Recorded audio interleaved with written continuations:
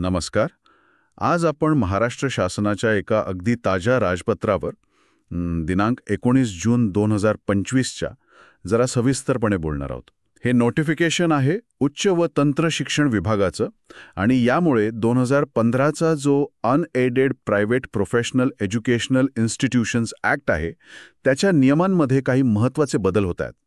आपलं मुख्य लक्ष असेल प्रोफेशनल कोर्सेसच्या प्रवेश प्रक्रियेवर, म्हणजे खास करून सेंट्रलाइज्ड ॲडमिशन प्रोसेस, आपण जिला कॅप म्हणतो. तर त्यात नेमके काय बदल झाले आहेत हे सोप्या भाषेत समजून घेण्यावर. चला तर मग सुरुवात करूया का? हो, नक्कीच. सुरुवात कॅप राऊंड्सपासून करूया. हो, कारण इथे मोठा बदल दिसतोय. आधी राऊंड 2 आणि 3 होत्या, आता राऊंड 2, 3 आणि 4 म्हणजे एकूण 4 फेऱ्या. नियम 9 आणि 11 मध्ये बदल आहे हा. बरोबर. आता 4 कॅप राऊंड्स असतील. राऊंड 2, 3 आणि 4 साठीच्या जागा म्हणजे सीट्स सीटी सेलच्या वेबसाईटवर जाहीर होतील. अच्छा. आणि या नंतरच्या राऊंडसाठी म्हणजे 2, 3, 4 साठी कोण पात्र असेल? हां, ज्यांना आधीच्या राऊंडमध्ये कोणतीही सीट मिळालेली नाहीये. ठीक आहे. किंवा ज्यांनी आधी ऑप्शन फॉर्म भरला नव्हता ते सुद्धा. आता सीट ॲक्सेप्टन्सकडे वळूया. इथे ऑटो फ्रीज बद्दल काहीतरी आहे. हे काय आहे नेमकं? हो, हा महत्त्वाचा मुद्दा आहे. राऊंड 2 मध्ये जर उमेदवाराला पहिल्या 3 प्रेफरन्सपैकी जागा मिळाली, अच्छा, आणि राऊंड 3 मध्ये पहिल्या 6 प्रेफरन्सपैकी जागा मिळाली, तर ती सीट आपोआप फ्रीज होईल. म्हणजे ऑटो फ्रीज. ऑटो फ्रीज म्हणजे ती घ्यावीच लागेल. हो, ती सीट स्वीकारावीच लागेल आणि मग तो उमेदवार पुढच्या कॅप राऊंडसाठी पात्र राहणार नाही. अरे बापरे, म्हणजे निर्णय विचारपूर्वक घ्यावा लागेल. मग प्रक्रिया काय? सीट फ्रीज झाल्यावर उमेदवाराला ॲडमिशन रिपोर्टिंग सेंटर म्हणजे ARC कडे जाऊन डॉक्युमेंट्स व्हेरीफाय करावे लागतील. किंवा आता ऑनलाईन सेल्फ स्क्रुटिनी पण आहे ना? अगदी.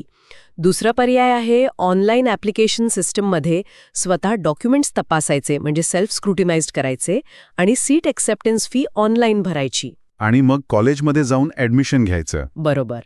हे दोन्हीपैकी एक केलं नाही तर मिळालेली सीट रद्द होईल. बरं, पण समजा पहिल्या 3 किंवा 6 प्रेफरन्सेस व्यतिरिक्त दुसरी कोणती तरी सीट मिळाली तर ऑटो फ्रीज नाही होणार. अच्छा, मग काय पर्याय आहेत? उमेदवार ती सीट स्वीकारू शकतो ARC रिपोर्टिंग किंवा सेल्फ स्क्रुटिनी करून आणि पुढच्या राऊंडमध्ये बेटरमेंटसाठी पात्र राहू शकतो. बेटरमेंट म्हणजे अजून चांगल्या सीटसाठी प्रयत्न? हो, आणि विशेष म्हणजे समजा त्याने ती मिळालेली सीट नाही स्वीकारली, म्हणजे रिपोर्टिंग नाही केलं किंवा सेल्फ स्क्रुटिनी नाही केली, तरीही तो पुढच्या राऊंडसाठी एलिजिबल राहील. ओके, म्हणजे चॉईस आहे त्याच्याकडे. आणि जर मिळालेली सीट आवडली तर ती फ्रीज करता येते का? हो, नक्कीच.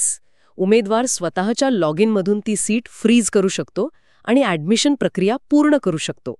हे महत्त्वाचं आहे. थोडी फ्लेक्सिबिलिटी आहे इथे. डिझाईन कोर्सेससाठी काय बदल आहे?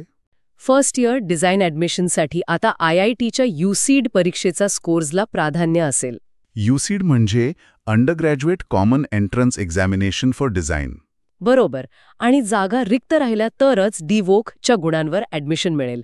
हा नियम 10 मधला बदल आहे. ठीक आहे. शेवटचा मुद्दा ॲडमिशन कॅन्सलेशन आणि फी रिफंड. नियम 15 मध्ये काय बदल आहेत? प्रक्रिया आता पूर्णपणे ऑनलाईन आहे.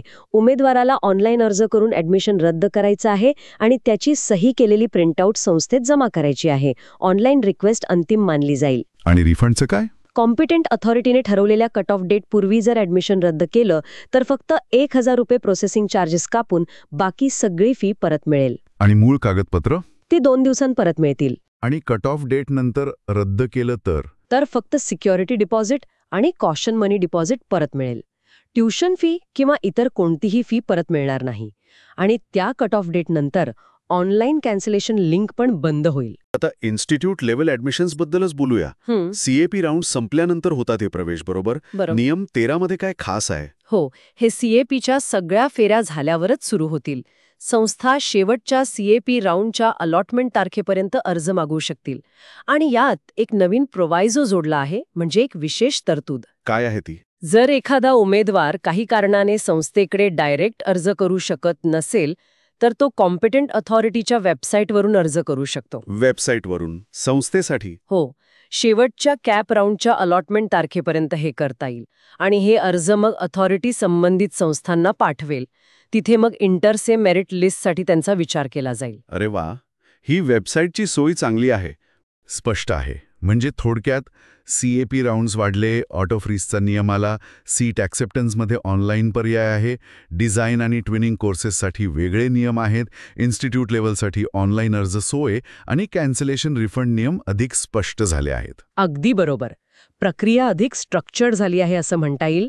काही प्रमाणात ऑनलाईन पर्यायांमुळे सोपी पण. हो खरंय, पण आता विचार हा करायला हवा की ॲडमिशन प्रक्रियेतील ही वाढलेली गुंतागुंत म्हणजे ऑटो फ्रीजसारखे नियम आणि सेल्फ स्क्रुटिनीसारखे ऑनलाईन पर्याय हे विद्यार्थ्यांसाठी खऱ्या अर्थाने सोयीचे ठरतील की त्यांची आव्हानं वाढवतील?